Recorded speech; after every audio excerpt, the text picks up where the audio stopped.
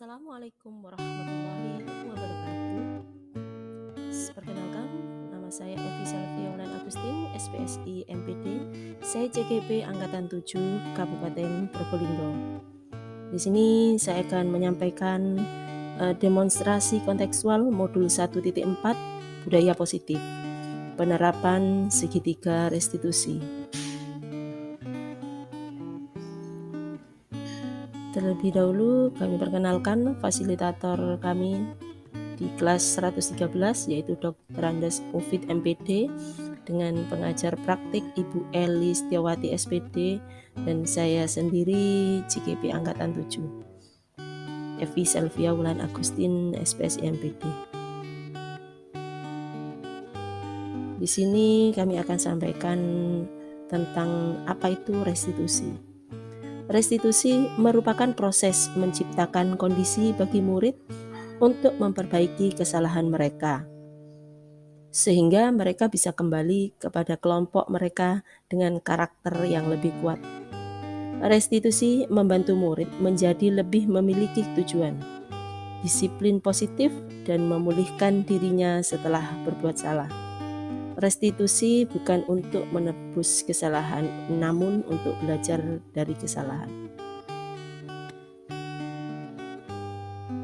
Segitiga restitusi diawali dengan menstabilkan identitas, kemudian validasi tindakan yang salah, dan yang terakhir menanyakan keyakinan.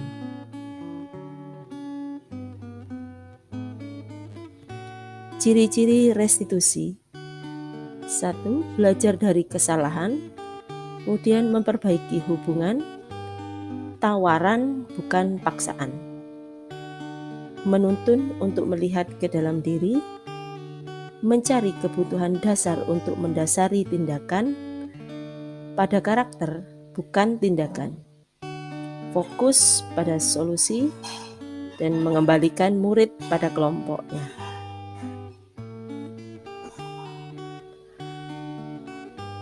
Penerapan segitiga restitusi dalam pembelajaran. Pada kasus 1, siswa memalak teman sekelas. Pada hari Senin ada laporan dari seorang siswa yang melakukan perbuatan memalak terhadap teman satu kelasnya. Seorang siswa yang bernama Herman, kelas 7A, dia memalak temannya, terutama ketika memasuki pada jam istirahat kedua. Mari kita saksikan bersama videonya.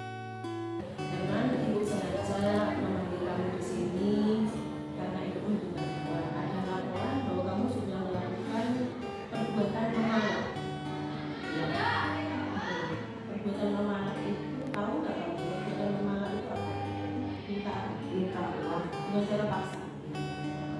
Oke, nah di sini ibu ini ingin mencarikan solusi.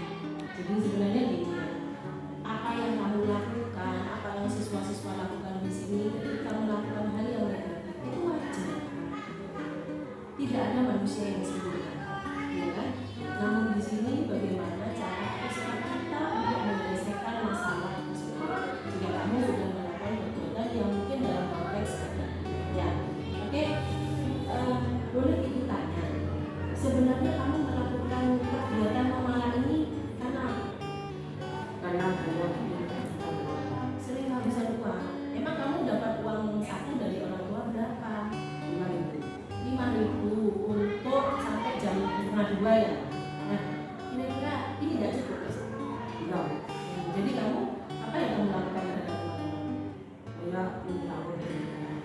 Saya meminta uang dengan cara memaksa, yang dimaksud tadi memalak. Oke, yang namanya memalak ini nanti ibu akan menyelesaikan solusi ini bersama-sama kamu. Kan nggak mungkin ibu menyelesaikan sendiri, pastinya bersama-sama dengan. Oke, mau dibantu kan? Oke, ya udah. Sekarang ibu mau tanya tentang sebenarnya kita punya kesepakatan kelas kan? Nah, kita punya keyakinan kelas yang kita buat di awal. Apa sih sebenarnya keyakinan kelas itu? Tidak boleh memaksakan kehendak kepada orang lain. Oke, berarti tidak boleh maksa ya. Terus yang apa lagi? Tidak boleh mengambil hak bersikap sopan aja. Nah, bersikap sopan aja. Coba ibu tanya kembali, dengan apa yang kamu lakukan dengan cara memalak dan memaksa, apakah sudah menunjukkan keyakinan kelas? Tidak. Berarti kamu sadar ya bahwa apa yang kamu lakukan ini tidak sesuai dengan keyakinan kelas. Nah, di sini kita akan mencari solusi bersama-sama. Tapi ibu mau tanya, saat kamu memalak itu kamu merasa senang nggak? Senang ya, karena dapat uang ya. Tapi anakku, karena ini perbuatan yang sebenarnya kita sudah sepakati tidak boleh, tidak menunjukkan kesepakatan itu. Sehingga kita harus mengerti. Oke, jadi nanti kita akan mencari solusi apakah dengan 5.000 itu kamu manage dengan baik atau bagaimana nanti. Oke, itu bisa berubah bisa ya. Oke, terima kasih ya karena kamu di sini mau bekerja sama dengan ibu sehingga kamu bisa menyelesaikan perbuatan yang lain. Oke, sudah kamu bisa masuk ke kelas lagi. Terima kasih. Iya, sama-sama. Terima kasih Bu Emi, karena dengan ini saya sadar akan kesalahan saya dan saya akan berjanji tidak akan mengulangi masalah ini. Tolong depannya dijaga ya Bu. Terima kasih. Penerapan segitiga restitusi dalam pembelajaran kasus 2, siswa sering terlambat datang ke sekolah. Pada hari Selasa, saya melihat anak yang bernama Widya kelas 7D terlambat hadir ke sekolah. Namun tidak cukup di sini. Saya kembali tanya ke teman-temannya bahwa Widya ini ternyata sering terlambat berangkat sekolah sehingga hadirnya di sekolah pun terlambat. Di sini kita sharing bagaimana mencari solusi terbaik buat Widya dengan menggunakan segitiga restitusi. Mari kita saksikan videonya untuk kasus kedua. Waalaikumsalam warahmatullahi wabarakatuh. Yuk, sini duduk nak. Oke, Widya, terima kasih sudah ada di sini. Tadi kamu betul ya, dan diperhatikan kamu tidak hari ini kamu seorang yang terlambat. Betul seperti itu. Nah, kamu itu terlambat itu suatu kesalahan sebenarnya. Namun ini wajar. Dan ibu pernah melakukan itu. Jadi itu terlambat pernah, tapi di situ tidak dilakukan setiap hari, setiap saat tidak.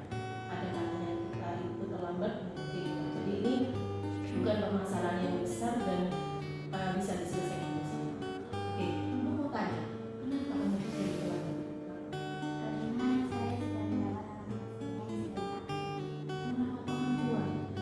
Masya Allah, mulia sekali sebenarnya perbuatan yang kamu lakukan ini. Namun di sini kamu punya kakak, punya kakak ya. Jadi kakaknya mungkin tidak kerja nih, ada di rumah. Nah ini mungkin bisa memberikan solusi bahwa kakakmu bisa merawat di pagi hari atau mungkin kamu nanti menggantikan di siang atau malam hari. Jadi ada keseimbangan di sini ya. Itu perlunya kita itu sharing di sini. Jadi ada solusi yang kita lakukan bersama-sama. Ya, oke. Ketika kamu melakukan terlambat ini, nanti kamu pastinya merasa bersalah. Kita tanya itu mau tanya, ada yang ketinggalan kelas di situ? Kesalahan kelas kan? Ya. Nah, menurut kamu apa saja coba? Apa saja sebenarnya yang kelas kita? Disiplin ya, menghargai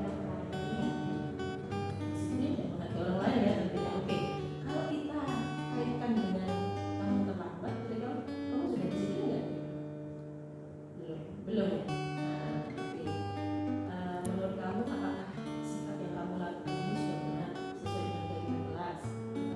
Tidak ya. Nah, menurut kamu yang benar apa? Kamu harus bagaimana? Kamu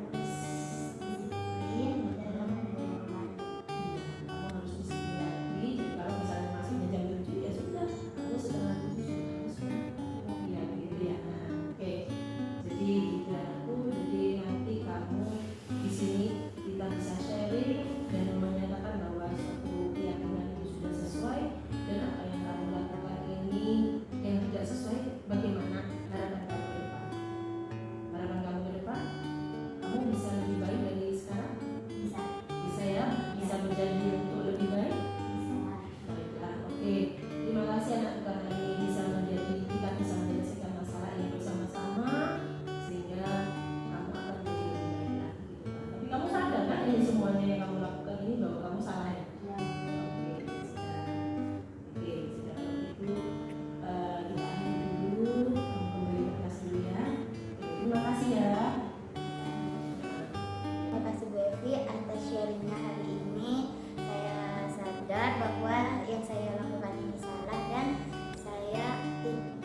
berjanji tidak akan mengulangi. Baiklah, kesimpulan pada kita hari ini yaitu penanganan kasus yang dilakukan guru dengan pendekatan segitiga restitusi. Diharapkan guru dapat memposisikan dirinya sebagai manajer dan menyusun pertanyaan-pertanyaan yang bermanfaat sehingga murid menjadi lebih mandiri dan percaya diri serta bertanggung jawab. Baiklah, teman-teman dimanapun Anda berada, terima kasih. Guru bergerak Indonesia maju. Wassalamualaikum warahmatullahi wabarakatuh.